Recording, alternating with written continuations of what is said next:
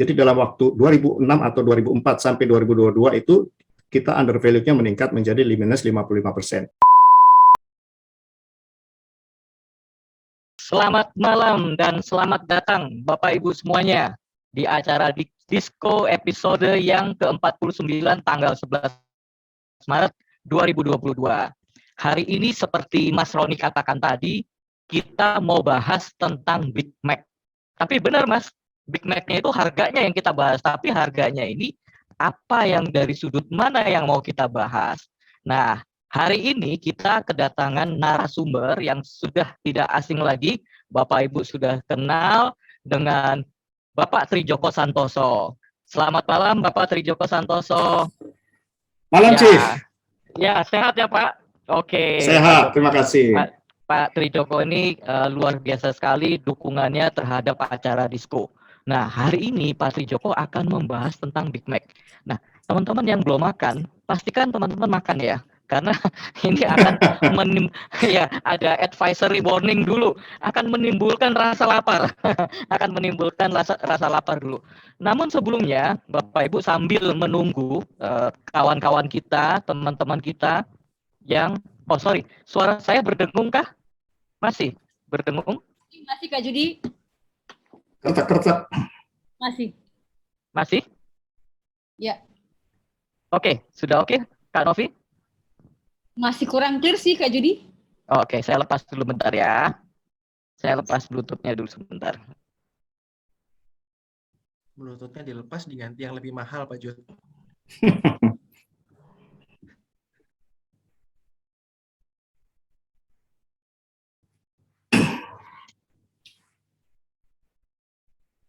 Oke, udah jelas, clear? Ya. Oh, oke, sudah. Ini clear, Pak Jud. Oh. Yang lebih mahal clear. Ya, tinggal diganti aja. Ini colokannya gitu ya. Oke, terima kasih. Kita akan menunggu beberapa saat rekan-rekan kita yang sebentar lagi juga akan join. Namun izinkan saya memberikan kata pengantar. Ya, kata pengantar sebelum Pak Trijoko untuk memulai sesinya. Yang pastinya kita akan banyak sekali mendengar informasi-informasi yang sangat baik dan berguna, karena banyak pertanyaan pada saat saya posting flyer, banyak menanyakan, Yud, tentang apa sih Big Mac Index itu gitu ya. Oke, saya hanya memberikan kisi-kisinya saja supaya teman-teman bisa join dan ikut mendengarkan di acara Disko kali ini. Nah, Bapak Ibu, saya juga menyampaikan kabar gembira ya, bahwa semua acara kita Disko itu kita akan upload ke dalam channel YouTube kita. Namanya channelnya FPA Indonesia. Jangan diketik FPAI ya. Nanti yang masuknya orang-orang India nanti. Yang itu nama asosiasi di India. Jadi FPA Indonesia. Nah, buat teman-teman yang hari ini tidak bisa mengikuti full, teman-teman bisa klik di follow up di channel YouTube. Oke, izinkan saya share materinya ya. Bapak Ibu, please feel free ya. Please feel free untuk menambahkan keterangan, informasi tentang Big Mac Index. Tentunya setelah Bapak Trijoko Santoso nanti memberikan presentasinya tentang Big Mac Index. Nah, apa sih Big Mac Index itu ya? Tadi saya udah mewarning ya, kalau teman-teman belum makan, ini akan bisa menimbulkan rasa lapar. Nah, Big Mac Index ini yang pertama kali mengemukakan adalah majalah dari luar, yaitu The Economist. Yang intinya adalah ternyata Big Mac itu tidak hanya berguna waktu kita makan atau kita lapar, tapi juga digunakan teman-teman indeks harganya itu untuk mengukur daya beli masyarakat di beberapa negara. Ya. Jadi yang dibuat patokan itu adalah US dollar. Ya. Nanti kita lihat kenapa harga Big Mac di Swedia atau di Switzerland lebih mahal daripada di India contohnya, ya. Yang paling murah itu harga Big Mac itu di India. Harganya hanya $1.42. Nah, Indonesia juga termasuk murah ya Big Mac. Tapi di Amerika itu sekitar $4,5 Big Mac-nya. Barangnya sama, kemungkinan juga rasanya juga standar sama, tapi kenapa dijualnya dengan harga yang berbeda? Itulah yang menjadikan patokan atau standar dibikin indeks oleh The Economist ya, untuk menentukan daya beli masyarakat di sebuah negara. Nah, dikatakan juga the Big Mac can also be a good indicator for the individual purchasing power of the economy. Ya, nggak nyangka ya, ternyata Big Mac. Kenapa nggak nasi gudeg gitu? Nasi gudeg indeks ya, karena nasi gudeg nggak ada di semua negara gitu ya, atau sate ayam gitu ya, nggak ada, atau apalagi. Tapi kalau yang namanya Big Mac, ini buat teman-teman yang rajin-rajin traveling ke luar negeri, ini yang sering keluar negeri, bisa share tuh, yang namanya Big Mac ini hampir di semua negara tuh McDonald ada gitu ya. Nah, itu dijadikan sebuah pengukuran untuk mengukur daya beli di masyarakat di sebuah negara ya. Ini aku kasih contoh ya, Big Mac Index ya. Harga di Swiss itu $7 lebih. Sedangkan harga di Jepang itu sekitar hampir $4 ya. Ya, hampir $4 dolar. Lebih murah. Artinya apa? Daya beli masyarakat di Swiss itu jauh lebih besar daripada di Jepang ya. Nah, ini yang menggambarkan Big Mac Index ya. Nah, sekarang apa hubungannya dengan financial planning ya? Kalau kaitannya segala sesuatu itu dengan daya beli, pasti juga itu urusannya dengan kantong kita. Bagaimana cara kita mengelola keuangan kita. Nah, untuk itu izinkan saya stop share.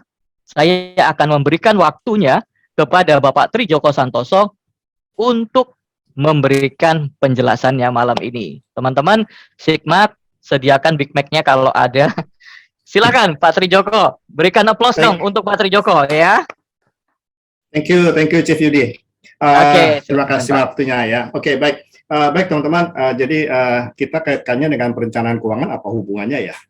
Jadi memang kalau kita melihat ada dua faktor ya yang sangat dekat kepada perencanaan keuangan, yaitu the Big Mac Index dan the Latte Factor. Ya, the Big Mac Index itu mengukur daya beli orang ya. Jadi dia masuknya tuh ke mikroekonomi, bicara tentang kemampuan seseorang atau sebuah keluarga. Sedangkan the Latte Factor bukan bicara tentang daya beli, tetapi bagaimana pengeluaran kecil-kecil itu bisa berdampak besar kepada perencanaan keuangan seseorang. Ya, jadi tapi yang menarik the Big Mac ini sebetulnya adalah bahwa kita bicara masalah tadi purchasing power parity, ya, membanding-bandingkan antara satu negara dengan negara yang lain dalam hal mata uangnya. Saya mohon izin untuk share screen ya. Silakan Pak. Makasih.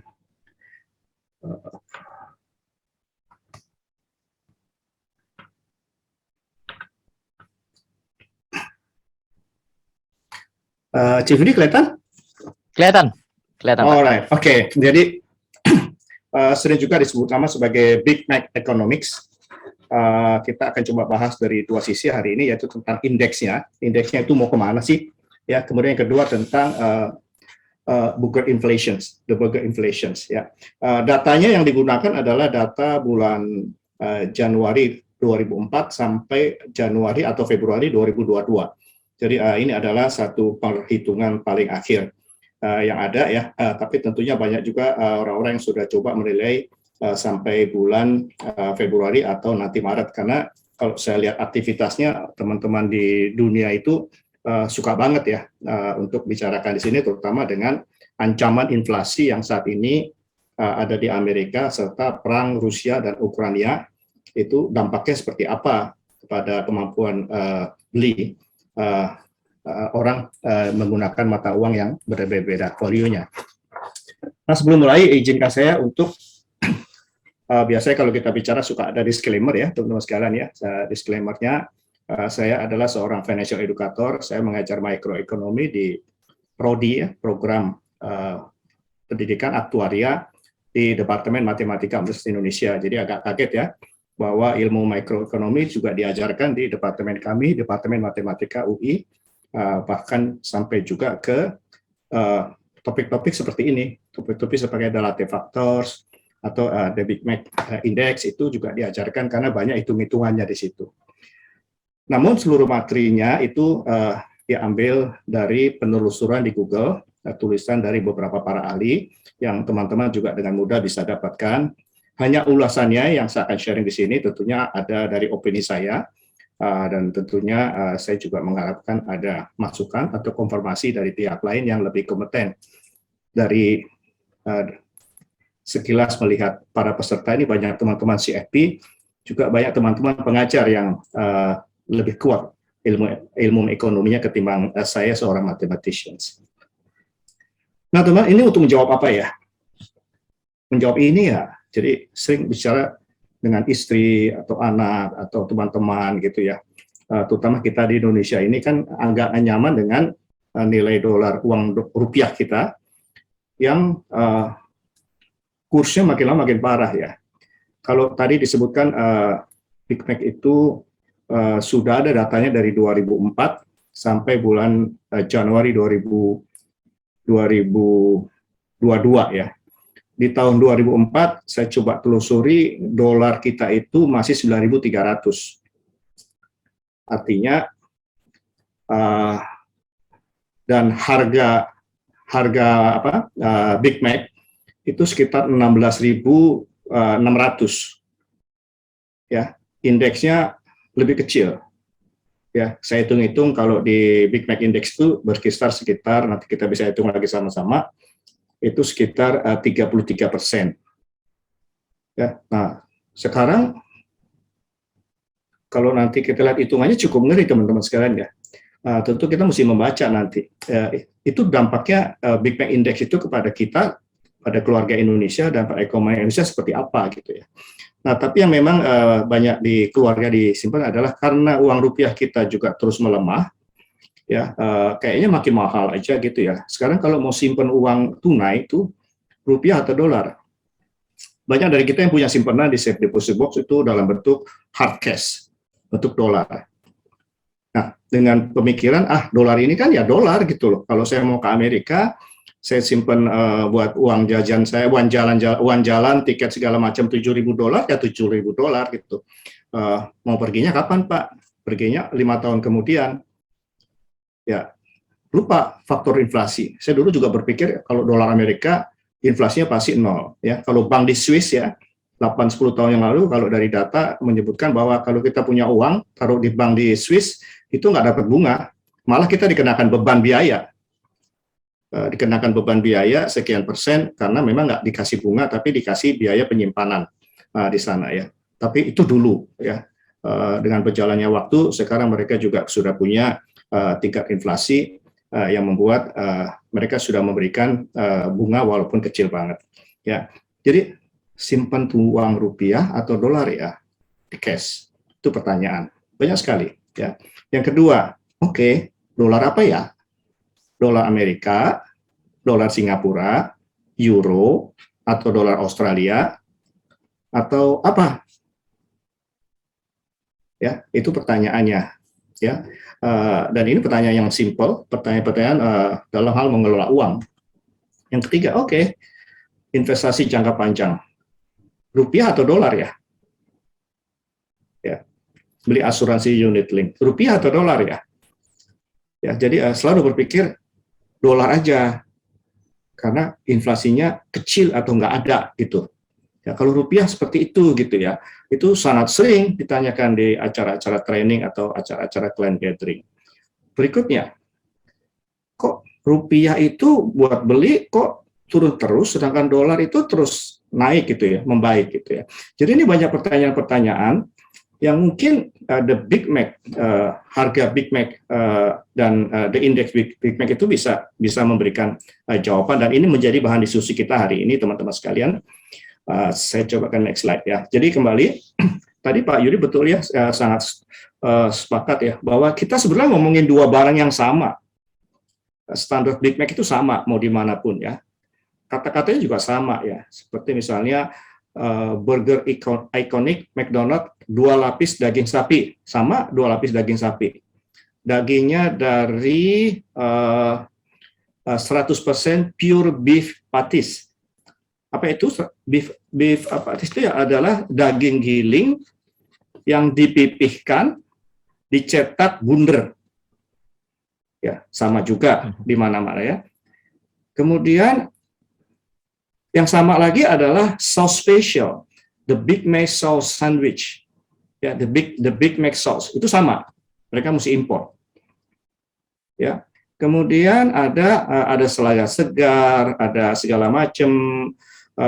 Rotinya harus 3, di bawah, di tengah, di atas. Rotinya harus bertaburkan biji wijen. So,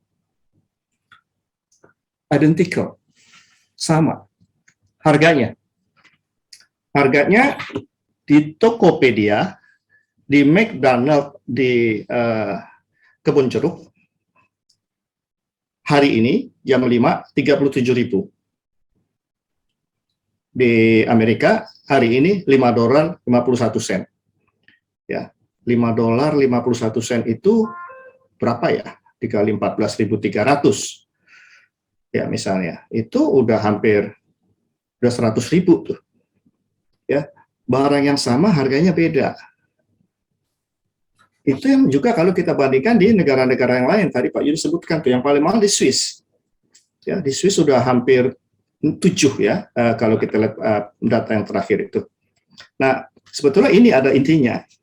Ya, the Big Mac Index itu adalah ingin memberikan suatu indikasi apakah suatu mata uang mungkin overvalue atau undervalue. Rupiah kita ini overvalue atau undervalue. Sekarang Rusia, uang rubelnya overvalue, undervalue. Apakah Singapura overvalue atau undervalue? Mungkin pertanyaan, apa itu undervalue? Ya, tadi pemikiran kita semua, aduh, nilainya berapa sih sebetulnya ya?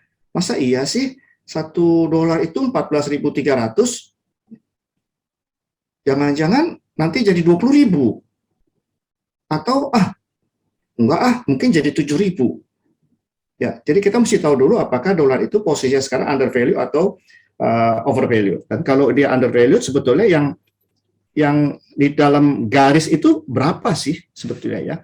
Nah, dan dengan mengetahui itu kita akan punya beberapa peluang-peluang untuk berinvestasi atau juga berinvestasi atau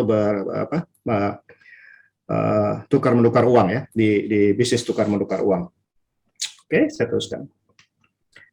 Nah, tadi yang Pak Yudi sampaikan ya.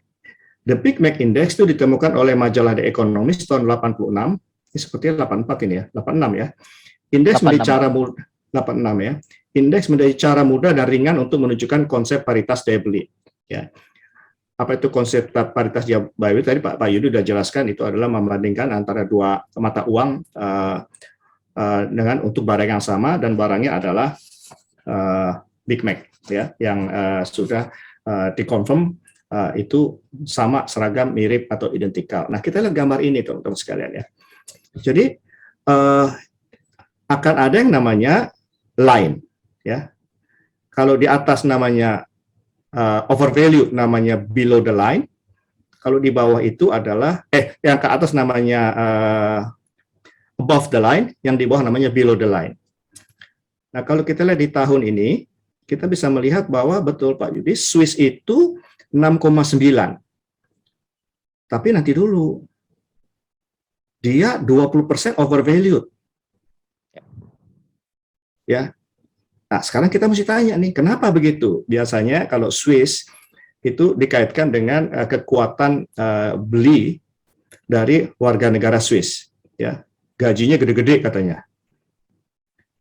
Ya, itu ada artikel mengatakan bahwa orang-orang di Rusia itu gajinya nggak sampai sepertiganya orang-orang Swiss, karena di Rusia itu yang salah satu negara yang Big Mac-nya paling murah itu juga gajinya nggak besar-besar. Ya, lalu jadi harganya itu misalnya lainnya itu adalah 5,71. Nah, yang lain itu akan terlihat apakah Australian dollar itu undervalued, di situ undervalued. Ya, apakah British pound sterling itu undervalued, apa Japanese dan seterusnya undervalued. Ya, nah cara ngitungnya gimana sih? Dan kalau misalnya ngitung undervalued atau overvalued atau equilibrium itu gimana ya, teman-teman? Ya, seperti ini ya. Dengan makna dan mungkin sama atau berbeda. Ini tidak menunjukkan sesuatu yang pasti, tapi kita mesti lihat data-data lain untuk melihat negara itu seperti apa. Jadi kalau misalnya kita ada rencana perjalanan ke Brazil, kita mesti suatu hari nanti ya, udah mulai mau nabung tuh. Nah, kita paling mudah itu nggak usah cari ahli-ahli ekonomi yang menghitung ini, kita coba menghitung dengan cara-cara yang simple seperti ini, walaupun seperti dikatakan bahwa the Big Mac Index ini masih diperdebatkan karena masih ada kekurangannya. Ini contohnya teman-teman sekalian ya. Harga Big Mac di China itu 24,40 yuan. Di Amerika 5,81. Ya, kemudian kita lihat apakah yuan ini over atau under. Ya, jadi dibagi seperti ini. Mencari the Big Mac exchange rate 24 dibagi 5,81. Hasilnya 4,20, lalu dicari actual exchange rate-nya. Ya, 1 US itu sekitar 6,37 yuan. Nah, dimasukkan di formula di bawah, yaitu 4,2 dikurang 6,37 dibagi 6,37 ya, actual exchange rate, maka akan ketemu angka minus 34%. Jadi, di sini terlihat minus 34%, berarti dia under value 34%. Kan pertanyaannya adalah, loh kenapa Indonesia juga ingin agar kita temenannya duitnya itu nggak sama yuan aja, jangan sama US ya. Ya, itu seperti juga di negara ASEAN, teman-teman sekalian, di 5 negara ASEAN itu ada pendekatan-pendekatan untuk melihat apakah masing-masing mata uang di 5 negara ASEAN itu undervalued atau overvalued. Ya, itu lebih ke arah nanti tujuannya ke arah makroekonomi untuk melihat hal-hal yang menguntungkan dari situ. Ya, bagaimana Indonesia? Indonesia tadi berapa ya? 37.000. Ya, jadi 37.000 dibagi 5,81 ya. Ya. Oke, ini. Ya, Indonesia itu 37.000 dibagi 5,81 dapat rate-nya itu 6368. Harusnya nggak ada titik ya, sorry itu. Actual exchange rate jam 4 tadi agak menguat ya, atau agak melemah, saya nggak tahu. 14.300 lebih dikit. Coba kita masukin, teman-teman, minus 55% undervalued-nya. Yang tadi saya sampaikan, kalau kita coba masukin yang tahun 2004 ya, atau 2006, itu Big Mac-nya 16.600, exchange rate-nya kita itu 9.300.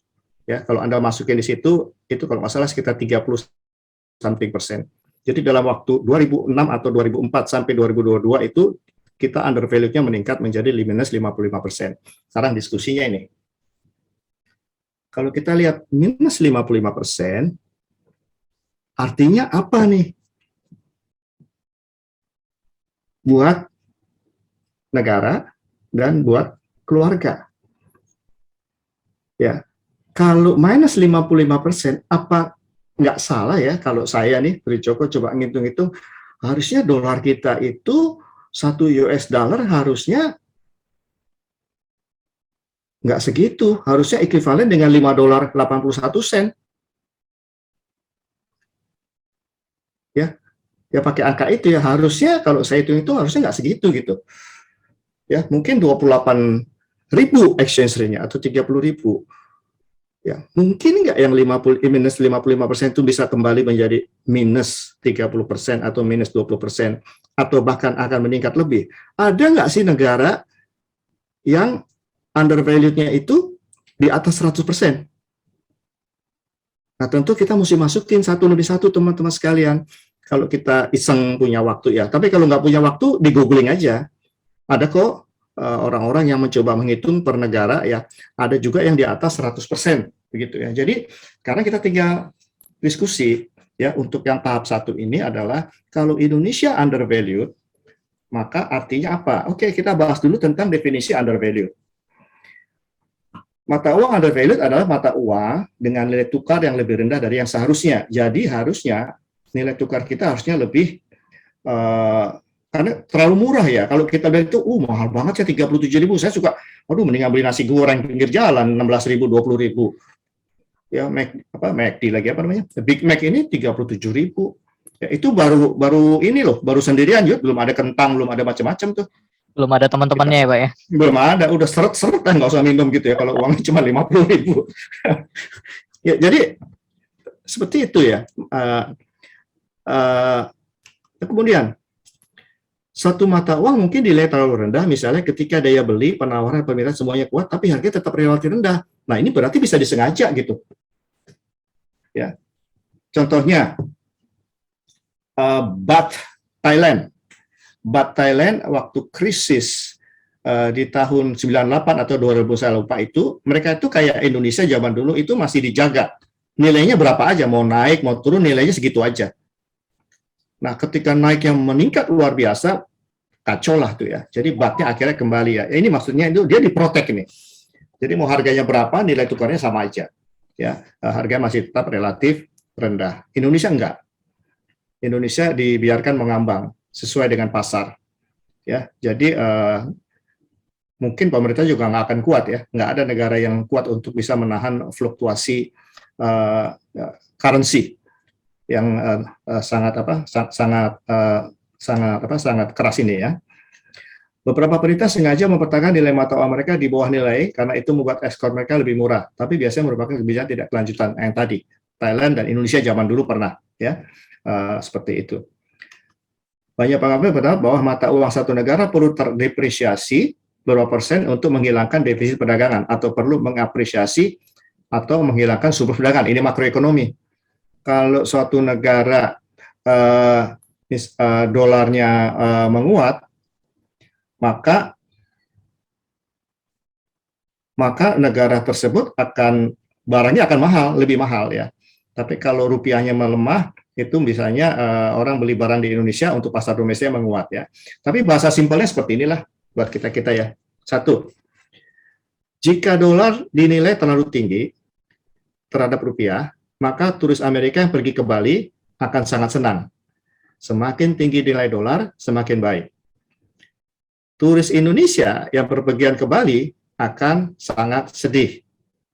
Makin tinggi dolar, makin buruk.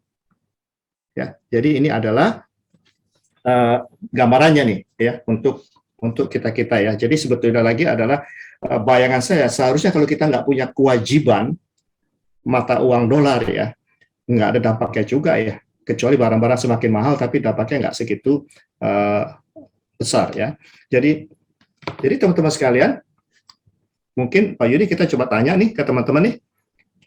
Kalau gambarnya seperti ini, sebetulnya mau milih yang mana ya? Mau under atau over? Ya. Ya. Mungkin ada ya kali. Ya, oke. Bapak Ibu, kita bisa diskusi ya. Mau di chat boleh ya. Atau mungkin ada yang ingin menyampaikan nih langsung diskusi Pak secara live dengan Anda ya.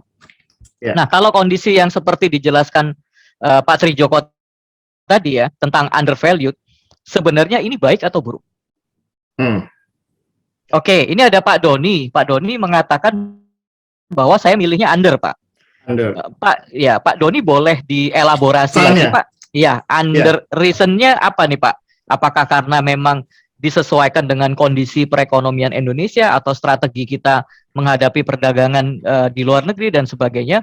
Boleh Pak Doni untuk bisa unmute, Pak, untuk bisa kita diskusi?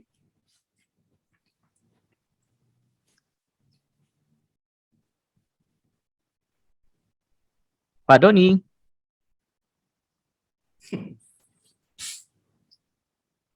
Oh, saya kok nggak bisa unmute ya. Sorry.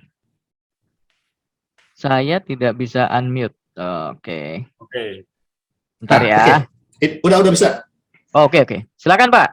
Makasih Pak Yudi. Ya, kalau saya milih Anda karena ini kan menurut teori ekonomi Adam Smith sih awalnya ya. Jadi nilai itu berbanding lurus dengan produktivitas. Nah, selama produktivitas produktivitas itu sendiri bergantung kepada infrastruktur, bergantung kepada ketersediaan industri, bergantung kepada ketersediaan teknologi, dan pada sumber daya manusia. Jadi sumber daya manusia itu di ujungnya.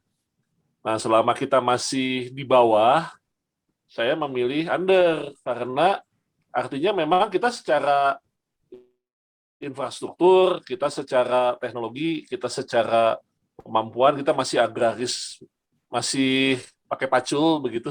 Ya. Bukan mengecilkan, tapi kan maksudnya kayak pertanian, lihat pertanian di sini dengan lihat pertanian di sono kan Beda banget, Pak. robot gitu, jauh banget. Ya. Nah, jadi memang kita itu nggak boleh nggak boleh arogan gitu ya, nggak boleh, kita humble lah. Saya sih merasa ya memang kita masih harus berjuang untuk meningkatkan diri kita. Jadi memang kalau kita over itu berarti kita berlebihan gitu. Misalnya gini, itu sama seperti Yunani gitu. Yunani itu kan dia sebetulnya harusnya under, tapi dia pengen sama yang Yes. lain gitu. Akibatnya kan Yunani begitu. Nah, itu saya amit-amit lah gitu sampai kayak begitu. Itu yang saya memilih gitu. Jadi kita memang harus menyadari lah, memang kita masih hukum kita masih belum, kemudian banyaklah yang masih harus dibangun, ya memang kita masih under gitu. Thank you Pak. Thank you Pak Doni. Makasih Pak Luar Tri. biasa.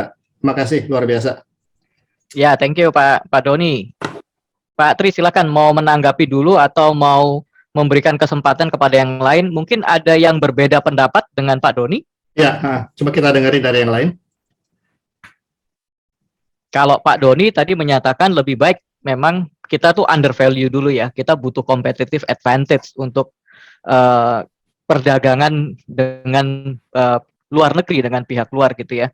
Karena kita juga masih perlu perbaikan-perbaikan, karena kita juga masih boleh dibilang bukan tradisional sih. Tapi kalau di negara lain namanya pertanian itu udah pakai robot, pakai alat-alat yang canggih gitu ya untuk segalanya. Nah, Bapak Ibu, adakah yang berbeda pendapat atau ingin menambahkan atau malah berbeda sekali pendapatnya dengan Pak Doni? Silakan. Ini biasanya Pak Budi. Nah, Pak Budi. Langsung memang. Siap. Saya tuh satu chemistry sama Pak Budi. Langsung dijawab, saya juga sama, under ya. Pak Budi, ada keterangan lain yang ingin ditambahkan, Pak? Dari penjelasan Pak Doni? Bisa langsung unmute sih, Pak. Oh iya, sekarang udah bisa. Tadinya sebentar lagi, sebelum ini nggak bisa. Nggak bisa. Oke, silakan Pak. Sebetulnya kurs dolar kita nggak dibandingin sama Big Mac ya. Itu memang sudah sedikit under. Cuman kalau dibandingin sama Big Mac, undernya banyak. Ya. Karena sebetulnya orang Indonesia itu kalau makan satu Big Mac kan kebanyakan. Big Mac itu nggak selaku porsi-porsi di McD yang lebih kecil gitu. Kenapa kalau saya milih under? Jadi itu sekaligus ya ini pendapat pribadi ya. Kalau misalkan under itu artinya kan kita mau beli sesuatu yang dihargai dengan US dollar kan serasa lebih mahal gitu kan. Nah kalau kita over artinya barang-barang Indonesia justru mahal. Ya. Akibatnya pemerintah pun juga lebih akan memilih under ya. Karena memang pemerintah lebih pilih ekspor daripada banyak import untuk menjaga selain cadangan devisa juga untuk menghemat ya supaya devisa jangan terlalu dihambur-hamburkan untuk impor gitu. Karena import itu ya kalau importnya itu untuk barang produksi sih memang itu bagus ya. Tapi mayoritas import kalau untuk barang konsumtif itu kan pasti jelek gitu. Saya pun juga kenapa saya juga milih under karena tadi apalagi kalau dibandingin sama Big Mac Index ya, itu sih saya nggak setahun sekali beli Big Mac itu pertama, makin tua makanya makin sedikit, makan Big Mac itu nggak habis biasanya. Kedua juga saya prefer nasi gudeg, nasi liwet gitulah daripada beli Big Mac. Ya itu komentar pribadi saya. Thank you Pak Yudi. Oke, terima kasih Pak Budi ya. Oke, silakan Pak Tri, mungkin mau kasih komentar. Iya. Saya lanjut dulu ya kalau nggak ada ya. Ya, lanjut dulu Pak. Oke, jadi memang ketika kita merasa bahwa kenapa ya nasib saya susah banget nih, makin lama keluar negeri makin mahal dan seterusnya ya. Sebetulnya itu kita bicara tentang overvalued dan undervalued ya. Dan undervalued bukan berarti selalu buruk dan bukan berarti selalu bagus. Demikian juga kebalikannya yang overvalued, karena memang sebetulnya ada hal-hal besar yang mesti dipikirkan pemerintah yang seperti tadi Pak Budi Suwarto sampaikan ya, karena kita menginginkan impor kita lebih besar, terbalik, ekspor kita lebih besar dari impor ya, banyak uang masuk ya. Jadi memang di Indonesia menurut saya juga setuju bahwa Indonesia memang nggak usah gaya-gayaan lah kayak Pak Doni untuk misalnya kita menahan dolar atau seterusnya ya. Jadi ini berjalan secara alamiah dan saya akan coba pergi ke topik yang berikutnya ya. Kalau kita masih ada diskusi yang di indeks Big Mac itu silakan. Tapi teman-teman sekalian, satu lagi saya ingin tambahkan ya. Tadi saya cerita ya. Memang kalau kita bandingkan dengan Amerika, itu yang overvalued akan sedikit. Ya, tapi kalau dibandingkan dengan yang tadi pembandingnya itu adalah yuan, mungkin bisa teman-teman coba-coba tuh ya, bikin tes sendiri, karena sebenarnya kita mesti lihat neraca perdagangan kita itu sama siapa sih yang paling gede gitu. Seperti yang Singapura melakukan ini sebetulnya adalah dia nggak mau bandingin kayak model begini, dia hanya bandingkan ke beberapa negara yang punya neraca perdagangan dengan dia, dipakai mana yang paling besar. Nah itu yang dijadikan patokan. Jadi itu juga bukan US dollar barangkali ya. Jadi hal-hal itu yang mungkin juga bisa dijadikan konsiderasi ya. Hari ini kita hanya bicara bagaimana menghitung indeks Big Mac untuk coba kita banding-banding dengan negara-negara lain, bahkan di luar Amerika. Yang kedua, kita membicara tentang disebut sebagai Big Mac inflations atau burger inflations.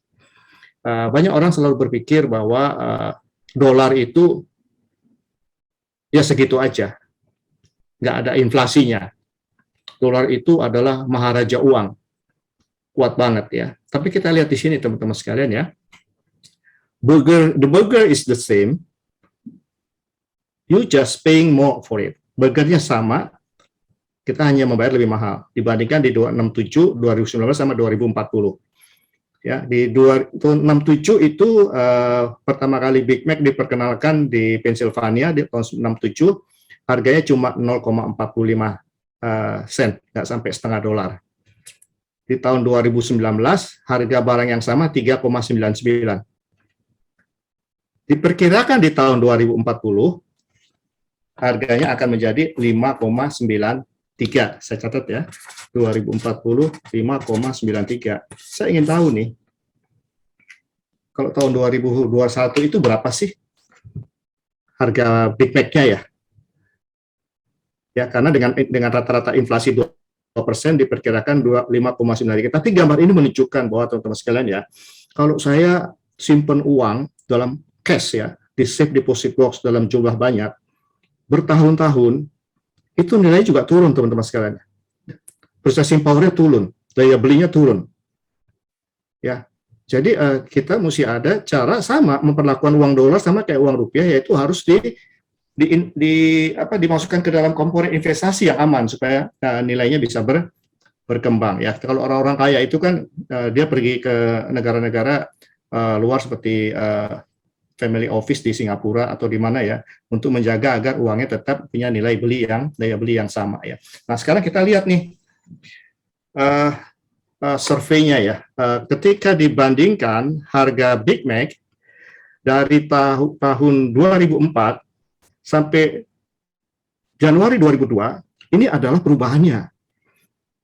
Switzerland, Pak Yudi, tahun 2004 itu 4,88, ya, kalah dengan Norway, ya, menjadi 6,98, paling mahal, dan itu masih banyak yang beli di sana ya, karena memang orangnya punya uang segitu nggak berarti lah. Jadi kenaikannya 43%.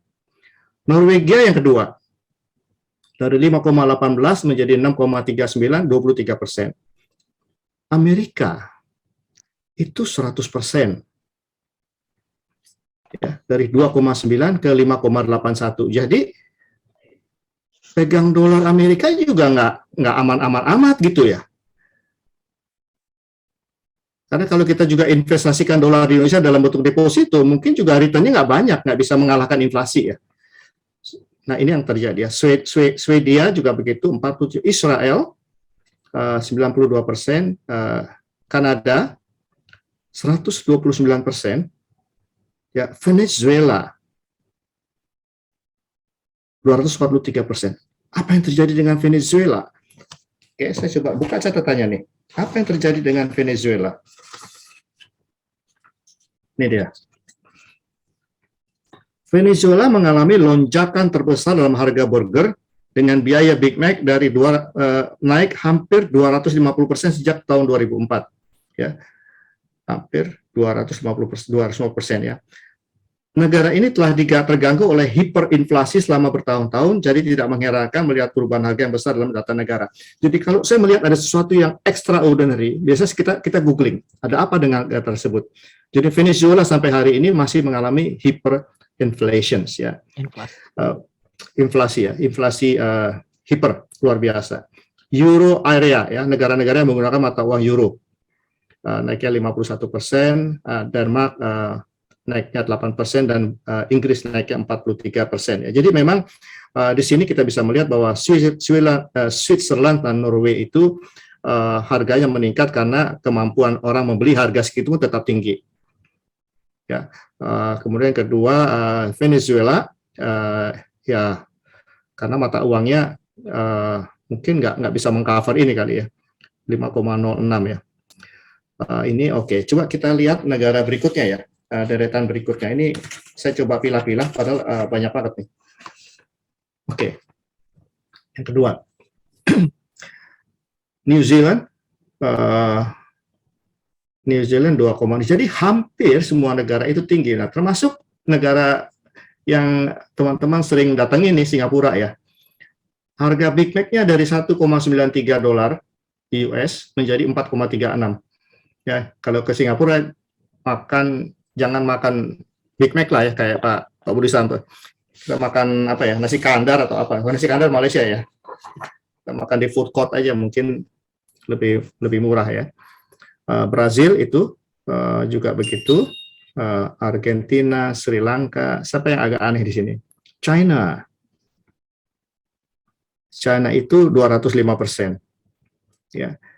Tapi saya nggak lihat ada komentar di catatan saya ini tentang yang tabel kedua ini. Kelihatannya dianggap sama, tapi ya lagi tuh. Jadi kalau saya mau pegang Australian dollar atau Singapore dollars, bisa kita lihat nih. Kalau dulu saya punya 193 Singapore dollar sekitar untuk beli 100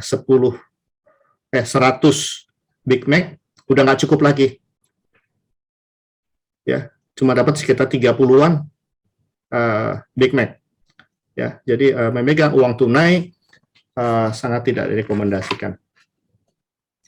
Bagaimana dengan negara-negara ini? Korea Selatan 40, Poland ya. Polandia itu juga 111%, Jepang, Peru. Jadi Chief Yudi, kalau lihat kayak gini ya, sebetulnya ya, orang Indonesia tuh suka banget simpan uang di safe deposit box. Yes. Rupiah dan mata uang asing ya, not too long lah ya, taruh di situ ya.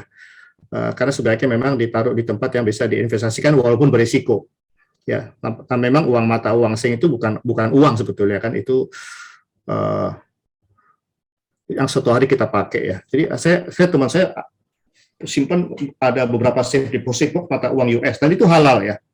Karena dia cuma takut-takut ada apa-apa dia lari tinggal bawa uang. Itu ya. Jadi nah bagaimana Indonesia ya? Indonesia ada di mana? Indonesia ada di sini. Indonesia itu 2,36 di Januari 2022, 37.000 di tanggal 11 Maret 2022. Kurang lebih sama lah.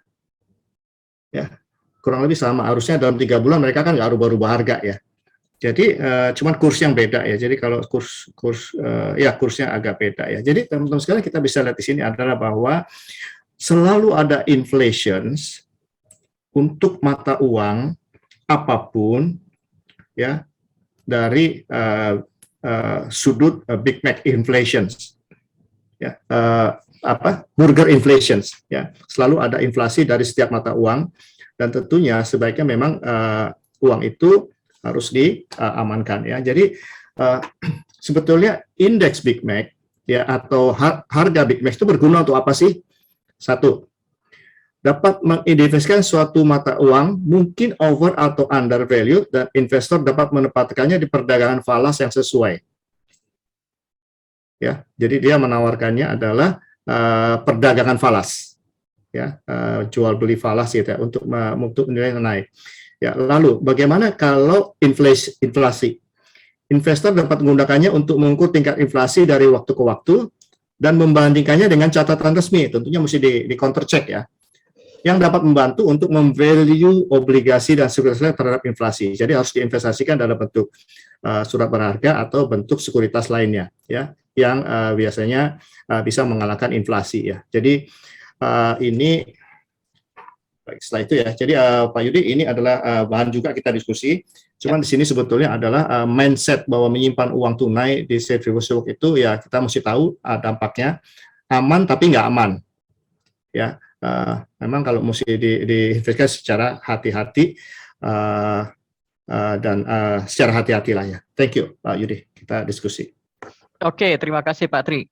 Jadi sekarang kalau kita tuh biasanya kan ini kalau pelajaran nih Pak Tri dari orang tua kita dulu, udah simpen banknotes aja ya di dalam safe deposit gitu ya. Itu padahal sebenarnya nggak aman-aman juga gitu kan ya. Ternyata US dollar itu juga mengalami inflasi gitu kan ya. Juga mengalami inflasi gitu ya, taruh di banknotes ya. Oke. Pak Tri, ini ada pertanyaan. Apakah kita bisa Q&A dulu atau mau discuss tentang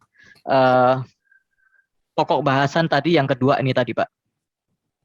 Boleh, yang kedua dulu. Tapi saya mau samarikan dulu aja ya. Boleh. Jadi kalau saya melihat dari segi perencanaan keuangan teman-teman sekalian dari profesi kita ya, kita kan bicara tentang mencapai tujuan keuangan. Dan di dalam tujuan keuangan itu sebetulnya kan misalnya untuk dana pendidikan anak, kan sudah kelihatan waktu ngitung pakai software AWP atau KWP itu ya, berapa sih yang diperlukan saat nanti anak masuk kuliah. Itu sudah disesuaikan dengan harapan hasil investasi sama perkiraan tingkat inflasi. Ya, kalau rupiahnya itu mungkin lebih nyata. Dia ngumpulin uangnya di Indonesia, sekolahnya di Indonesia. Ya. Tapi begitu dia cross border, dia berhadapan dengan nilai tukar nih. Nah, sekarang pertanyaannya, oke, saya mau kirim anak saya ke Australia 10 tahun kemudian. Nabungnya bagaimana? Nah, itu kan challenge banget ini. Melihat juga dari tingkat inflasi berdasarkan Big Mac itu kan tinggi di sana ya. Jadi ya itulah. Jadi artinya ya. Jadi teman-teman yang selalu saya sampaikan adalah kalau kita bicara rencana pendidikan anak, kita mesti mengacak kepada para teman-teman kita di Amerika dan di Australia. Mereka berhitung benar, jangan sampai anaknya berhenti sekolah. Yes. Ya, mereka hitung termasuk juga the value of the money, the purchasing power-nya dia hitung nih. 10 tahun kemudian, jangan-jangan nggak terkumpul tapi nggak cukup. Ya, karena inflasi. Apalagi di pendidikan itu kan inflasinya tinggi banget, nggak kayak Big Mac. Ya, jadi hal seperti itu ya. Kemudian juga perencanaan hari tua. Oh ya, saya mau ini deh, mau berhari tua di Australia gitu ya. Nah, itu mesti juga dihitung benar-benar tuh. Ya, memindahkan aset, income-nya di sana bagaimana, ya. Dan asetnya sekarang rupiah, nanti ke sana bisa nggak cukup juga, ya. Nah, ini yang kenapa kita bicara tentang ini adalah Big Mac hanyalah sebuah jalan ya, tapi intinya itu adalah bahwa the purchasing power ini yang mesti dihati-hatikan, dan inflation rate itu ada di semua mata uang, ya, termasuk rupiah dan seterusnya. Nah, kalau kita lihat di Indonesia, inflation rate kita 3 tahun berturut-turut ini karena pandemi kali ya, itu kan nggak lebih dari 3% ya. Tapi biasanya waktu sebelum pandemi juga 4,5% ya. Yes. Dan kalau kita lihat Coba kalau kita lihat ancaman inflasi di Amerika, ya coba teman-teman bisa Google ya, saya menemukan 7%. Ya, kalau itu benar terjadi, aduh, lebih tinggi dari Indonesia. Dan uang dolar kita jadi malah nggak berharga. Demikian. Ini dari Pak Doni benar. Saat ini inflasi sudah lebih tinggi, 7% something ya Pak Doni ya. Nggak tahu kenapa itu. Alright, saya kembaliin ke Pak Host ya untuk tanya jawab. Terima kasih. Oke Pak, jadi bisa kalau saya dengan pengertian saya nih, biasanya kan orang susah ya kalau orang yang bukan backgroundnya ekonomi atau belum pernah belajar ekonomi itu menghitung inflasi ini agak rumit gitu ya. Tapi dengan adanya Burger Index ini atau Big Mac Index ini sebenarnya sesuatu yang lebih gampang dicerna gitu ya, lebih gampang dicerna, gampang dilihat juga ya. Bahwa dalam memperkirakan sebuah nilai, apalagi itu kalau nilainya dalam kaitannya ada dengan currency lain atau US dollar, itu ngelihat Big Mac Index itu lebih mudah ya Pak ya, dimengerti gitu ya. Karena informasinya juga kalau kita googling banyak kok informasi tentang, dan itu update terus tentang Big Mac Index itu ya teman-teman ya. Nah, teman-teman, kita membuka sesi Q&A. Pak Trijoko membuka sesi Q&A. Nah, tapi ada pertanyaan ini Pak dari Ibu Rini Anwar. Saya bacakan aja. Pak Trijoko mau tanya, dari contoh rupiah yang undervalue 55% tadi, berarti exchange rate IDR against US dollar yang seharusnya berada di level 9.226 ya. Soalnya di slide sebelumnya disebutkan kalau mata uang undervalue adalah mata uang dengan nilai tukar yang lebih rendah dari yang seharusnya. Apa pengertian saya benar, Pak? Ya, benar, cocok ya. Jadi sebetulnya kalau kita untuk melihat sebetulnya berapa sih nilai tukar yang benar itu kan, kalau minus 55% kan dia mesti tambahkan minus 45% ya, untuk bisa menjadi sama ya. Ya, jadi hitungan saya, ya kalau itu dolarnya mesti turun menjadi kembali seperti 2006 ya, sekitar 9.300. Nah itu kan nggak mungkin. Itu nggak mungkin ya. Jadi kita memang mesti hitung-hitung sebenarnya ya. Nanti saya tinggalkan slide ini dan juga sumber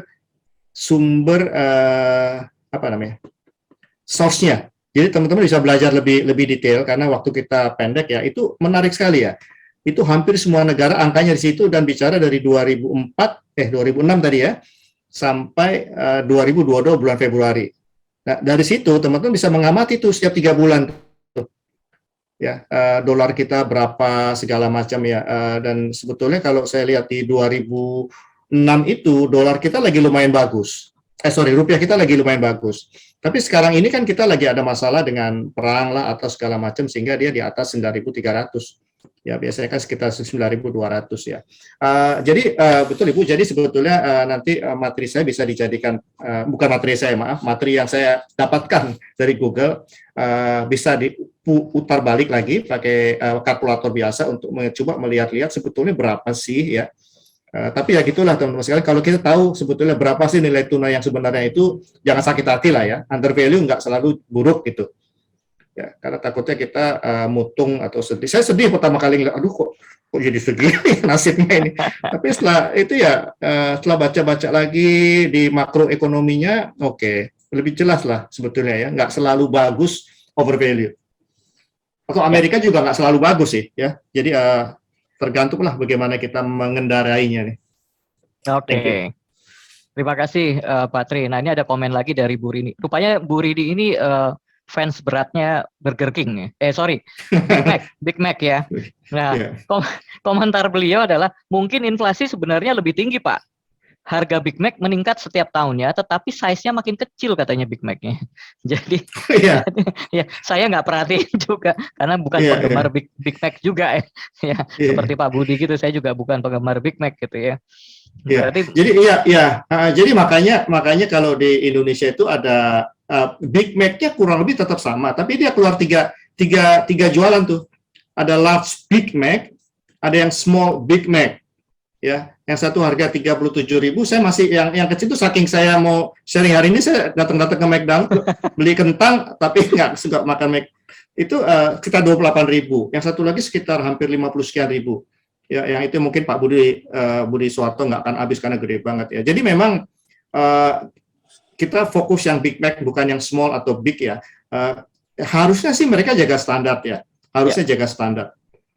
Ya, jadi dan satu lagi tuh ada pendekatan ini ada juga yang pakai lipstick index, ya. Ada yang Big Mac bukan Big Mac, Burger Index ya. Dia banding-bandingin dengan Kentucky Fried Chicken segala macam, ada juga yang seperti itu. Teman, yang paling mudah Big Mac lah, karena datanya ada semua. Ya, jadi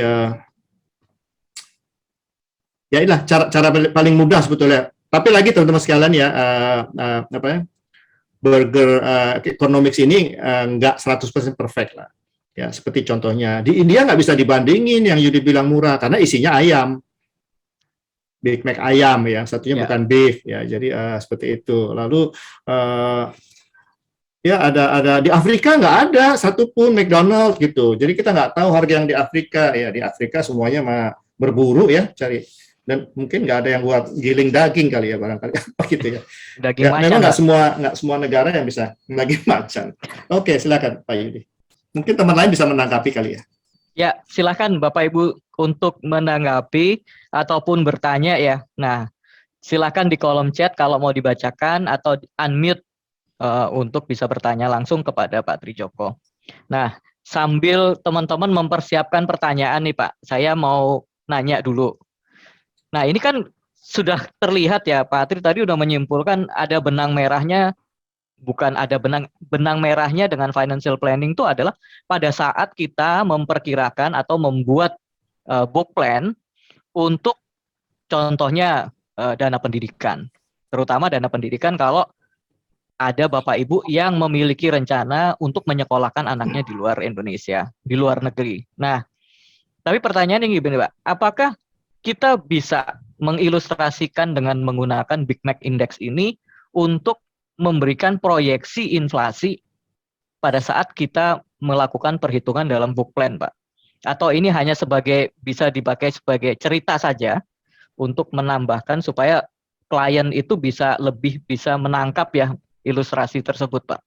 Maksudnya ini sah nggak sih kalau kita pakai di book plan indikator Big Mac Index ini? Di ini Pak Yudi, di tempat saya di UI ini kita pakai ini untuk bahan diskusi ya, tapi pakai disclaimer. Ya. Kan ada bentuk-bentuk lain untuk bisa melihat yang namanya P3 ini ya, purchasing power parity ini ya. Ada beberapa macam model ya. Tapi yang paling gampang seperti ini, tapi dengan catatan bahwa untuk keputusan yang penting itu ya harus cross check gitu ya. Jadi kalau kita, tapi gampangnya gitu aja sebetulnya. Kita lagi kemana gitu, lihat banding-banding gitu, oke, pakai kertas sama kalkulator simple udah bisa dapat gitu ya. Yes. Ya jadi termasuk juga yang the latte factor. Bedanya latte factor itu kita pakai untuk budgeting sisih dan sisa. Ya, hati-hati dengan pengeluaran uang kecil-kecil itu bisa jadi gede loh gitu. Ya, tapi kalau yang di Big Mac ini kita bicara tentang daya beli, tentang harga yang di masa depan nih. Ya, tentang risiko atas mata uang dolar kita karena cross country kan ini.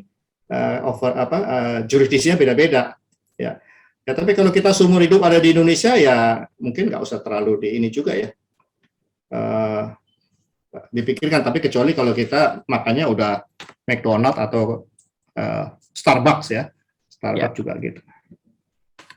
Ya, latte factor itu bahasa gaulnya bocor halus, Pak. Halus, ya. Ya, bocor halus bahaya kalau nggak dikendalikan ya. Iya. Bisa kita tenggelam di. Nah, Bapak Ibu ada yang mau ditanyakan kah? Atau mau didiskusikan dengan Pak Trijoko? Masukan kali? Ya, masukan mungkin ada aspirasi lain ya. Aspirasi lain menambahkan atau sesuatu yang berbeda sama sekali, pendapat yang lain atau bahan diskusi. Silakan Bapak Ibu.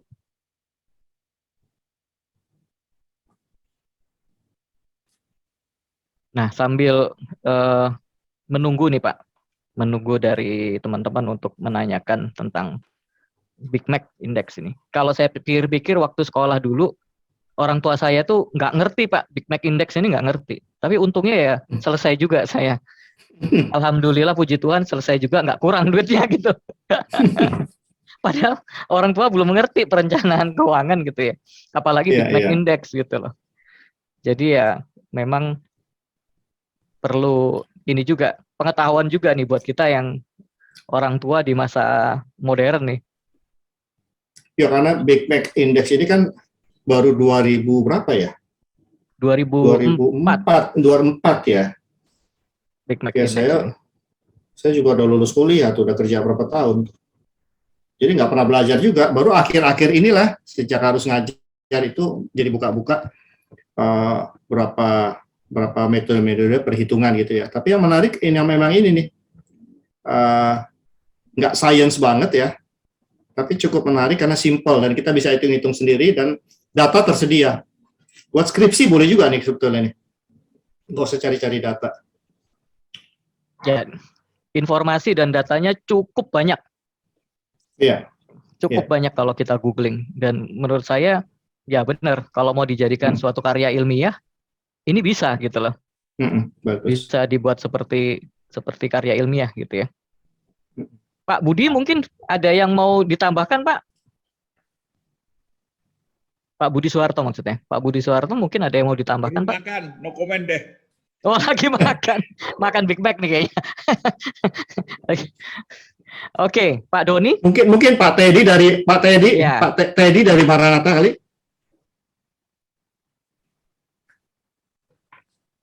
Saya lihat ada namanya. Bisa kasih Iya. masukan. Cukup Pak, cukup jelas Pak Tri. Cukup ya. Oke. Jelas ya. Ya. Pak Doni mungkin tuh. Ya. Pak Doni udah unmute. Silakan Pak Doni. Oke, silakan Pak Doni. Oh, oke. Saya barusan memikirkan inflasi Pak di Amerika. Kan sudah ada beberapa ahli ekonomi yang memberikan peringatan bahwa kondisi-kondisi di Amerika itu bisa mengarah kepada hyperinflation, terutama karena sebetulnya dari tahun berapa ya itu, tahun 2000, dia melakukan QE ya, quantitative easing, sampai 2014. Nah, itu kan dana-dana itu kan ada di luar, tapi sekarang kita lihat dana-dana kembali ke Amerika sehingga terjadi inflasi di Amerika dan terus mengarah ke hyperinflation karena produktivitas di Amerika juga menurun sebetulnya di tengah adanya dana-dana masuk itu. Nah, pertanyaannya kalau Amerika mengalami hyperinflation, itu kan nantinya mata uang Amerika kan jatuh sekali kan daya belinya kan. Kita punya kondisi di Indonesia gimana ya menanggapi untuk perencanaan investasi di Indonesia gitu Pak?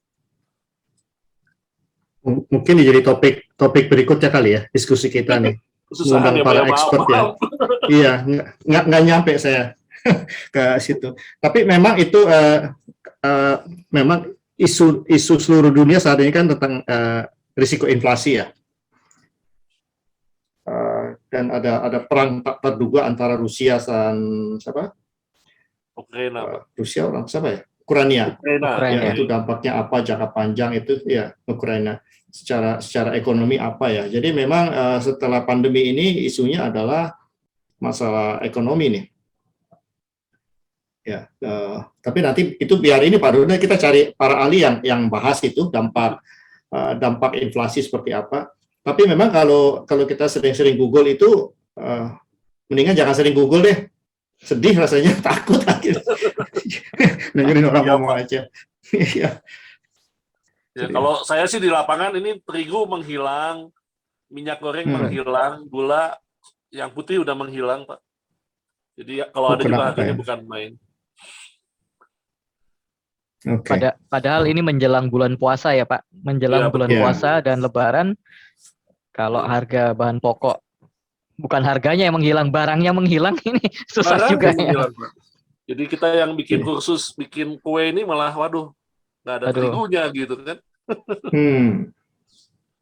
Ya. Itu yang terjadi di lapangan. Ya, kita mesti coba ini ikuti terus nih dalam setiap diskusi kan hal-hal seperti Ya. ini, dampaknya apa. Oke, Bapak Oke. Ibu, ada lagi yang ingin ditanyakan atau didiskusikan kepada Pak Trijoko? Terima kasih Pak Doni untuk pertanyaannya ya, dan itu menjadikan ide buat kita untuk next topic ya di dalam Disko. Ya, ya. Ada Jadi lagi? ya, Ya, silakan Pak Tri. ya sih, jadi sambil menunggu pertanyaan ya, Turki ya, tadi Turki itu juga ngeri ya. Kenapa Turki itu juga harganya malah, jadi saya share lagi screen ya, saya lupa bahas Turki tadi.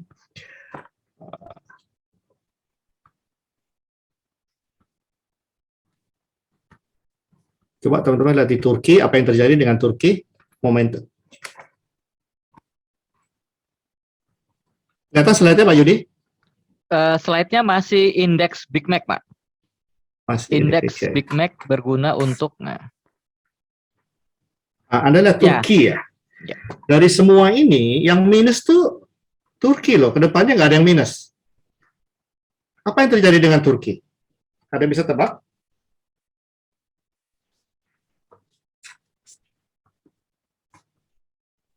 Turki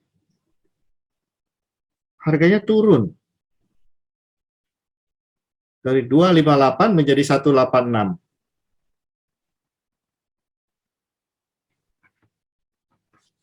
Ada yang mau tebak? Pak Yudi mau tebak? Saya ada jawabannya, jadi saya nggak usah nebak. Turki ya. Atau mungkin, nah ini Pak Doni juga udah nebak. Saya agak beda dikit lah sama Pak Doni. Mungkin nggak demand-nya terhadap Big Mac itu sendiri turun, Pak. Jadi nggak suka Big Mac orang Turki gitu. Tapi kalau Pak Doni mengatakan Turki mengalami deflasi, Pak. Ekonominya runtuh atau ambruk. Ya, jadi memang akhir-akhir ini banyak orang Indonesia liburan ke Turki kan. Ya. COVID ya. Karena Turki lagi butuh duit gitu. Dan harganya murah banget. Jadi kalau di sini dijelaskan seperti ini. Meskipun tampaknya harga Big Mac telah menurun di Turki, ini disebabkan karena harga yang ditujukan dalam dolar Amerika.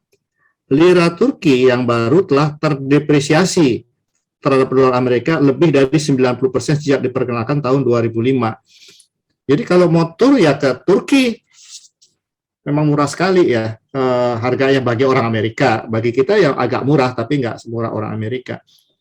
Jadi 90%. Nah itu yang membuat harganya juga jatuh di situ ya. Jadi, nah itu kalau kita lihat Turki itu kita masih enak lah di Indonesia ya. Jadi yang kolom ini Pak Yudi ya, yang kolom ini tinggal Malaysia sama Indonesia, Ukraina, Turki sama Rusia ini adalah masalah nih. Makanya ditaruh paling akhir. Bukan ditaruh paling akhir, memang di daftarnya ditaruh di paling akhir, bukan saya yang taruh paling akhir ya. Ya Indonesia kalau kita lihat dibanding Malaysia juga Indonesia juga masih lebih bagus ya. Jadi kalau dari 5 negara Indonesia masih lebih survive lah, lebih aman lah. Oh iya. Ya. Sekarang tidak kata yang jelas untuk Indonesia terlihat masih oke ya Pak ya, masih logis lah ya ini kenaikan. Ya. Masih kebeli lah, ininya juga masih kebeli ini 236. Ya. Jadi, jadi kalau di sini ya 282. Indonesia kayak Hong Kong ya teman-teman sekalian ya. Indonesia kayak Hong Kong. Ya. Ya kayak Hong Kong, kayak Philippines. Oke. Nah ini ada komen dari Pak Doni juga, itu gara-gara cryptocurrency di Turki katanya, gitu. Oh gitu. Ya. Oh iya. Ya catatan saya nggak ada tuh, mungkin aja. Ya. Oke, Bapak Ibu ada yang mau ditanyakan lagi atau didiskusikan? Kalau nggak ada, saya lagi satu nih. Di bawahnya Rusia. Rusia. Yang paling murah itu bukan di India saya lihat, di Rusia. Oh Rusia ya paling. Ya, Rusia paling murah. naiknya juga nggak banyak ya. Nah, pertanyaannya ini juga dibahas di sini. Kenapa? Tidak bisa jawab. Kenapa Rusia murah?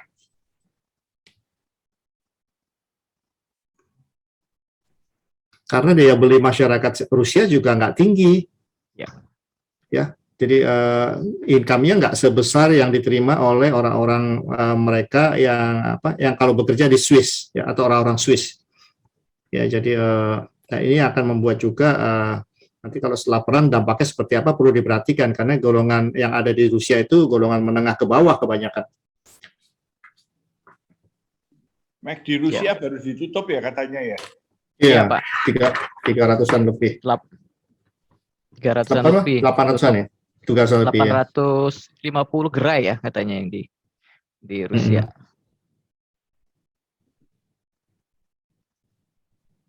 Ya. Jadi ini bisa lebih turun lagi nih Pak di Rusia harga Big Mac nih. Habis perang mungkin lebih nggak punya duit ini. Betul. Termasuk Ukraina nih. Iya. Kotanya hancur ya. Iya. Mau beli juga nggak tahu di mana, kan tutup semua nih. Betul. Oke, ada lagi Bapak Ibu yang mau ditanyakan, mau didiskusikan, atau ada informasi tentang Big Mac Index? Oke, kelihatannya udah jelas banget nih Pak. Cukup ya, oke. Ya, cukup Pak. Jadi mungkin nanti materi Ya. bisa kontak ke Pak Roni ya untuk bisa mendapatkannya materi sharing ini. Oke. Oke, terima kasih. Mungkin ada kata penutup Pak terkait Big Mac Index ini untuk teman-teman kita di sini. Ya, jadi sebetulnya ada beberapa pendekatan yang memudahkan kita untuk berkomunikasi atau membina hubungan dengan klien ya. Cita-cita masalah Big Mac. Big Mac ini udah ada dua kan, yang satu bicara indeks, yuk hitung sama-sama, atau yang satu lagi bicara tentang inflasinya. Jadi Big Mac ada dua. Lalu ada juga yang namanya, mungkin satu saat kita bahas ini juga, ada latte factor itu ya, untuk bisa agar masyarakat teredukasi untuk bisa mengelola uangnya dengan baik. Dan ada berapa lagi pendekatan-pendekatan itu seperti Rule 72 ya, simple tapi berguna. Jadi itu aja Pak Yudi, semoga ini bisa memberikan manfaat, dan tentunya kita akan bahas lagi topik yang sama sekitar 6 bulan kemudian, gimana dampaknya karena Ukraina dan Rusia, atau inflasinya itu apa beneran parah, akan terus parah atau mana, itu akan berdampak banyak di sini. Terima kasih atas perhatiannya. Terima kasih Pak Tri. Ya, tentunya kita akan terus memonitor ya Pak ya perkembangan ekonomi dunia, yang khususnya adanya ketegangan geopolitik ya di Ukraina dan antara Ukraina dan Rusia. Ini pasti juga akan berpengaruh ke negara-negara, tidak hanya negara-negara Eropa, tapi juga kita juga di Asia Tenggara maupun di US ya. Jadi kita akan monitor terus kalau memang ada sesuatu hal yang perlu didiskusikan dan dampaknya besar terhadap perekonomian Indonesia atau ada hubungannya dengan pengelolaan keuangannya kita akan pasti angkat menjadi topik bahasan di Disko ini. Saya mengucapkan terima kasih Pak Trijoko malam ini ya, selama 1 jam, hampir 1,5 jam, saya seperti kuliah ekonomi makro tapi yang ekonomi makro modern gitu ya. Ya, ekonomi makro modern luar biasa sekali ya. Jadi saya juga mempunyai pengertian, dan saya rasa juga Bapak Ibu semua di sini juga mempunyai pengertian juga yang lebih mendalam dan pengertian penjelasan baru. Dan jangan lupa hal-hal seperti ini bisa jadi bahan ngobrol sama klien gitu ya. Ngobrol sama klien. Belum tentu semua orang tahu tentang Big Mac Index, tapi kalau kita bisa menceritakan, menjabarkan dengan penjelasan yang ya menarik lah ya, kita bicarain tentang sebuah indeks yang berasal dari sebuah makanan yang sangat populer di Amerika, yaitu Big Mac. Terima kasih, salam hormat saya kepada Bapak Trijoko Santoso. Terima kasih kepada seluruh Bapak Ibu yang telah hadir di dalam acara Disko tanggal 11 Maret 2022 ini. Salam sehat dan salam sukses selalu. Sampai berjumpa kembali 2 minggu yang akan datang dengan topik-topik yang lebih menarik lagi. Jangan lupa like, subscribe, and comment ya di channel YouTube FPA Indonesia. Udah kayak YouTuber aja kan? Oke, like, subscribe, and comment di link YouTube FPA Indonesia. Dan Bapak Ibu bisa juga menyaksikan acara hari ini secara keseluruhan di YouTube FPA Indonesia. Terima kasih sekali lagi. Selamat malam. Have a nice weekend. Sampai bertemu 2 minggu lagi di acara Disco.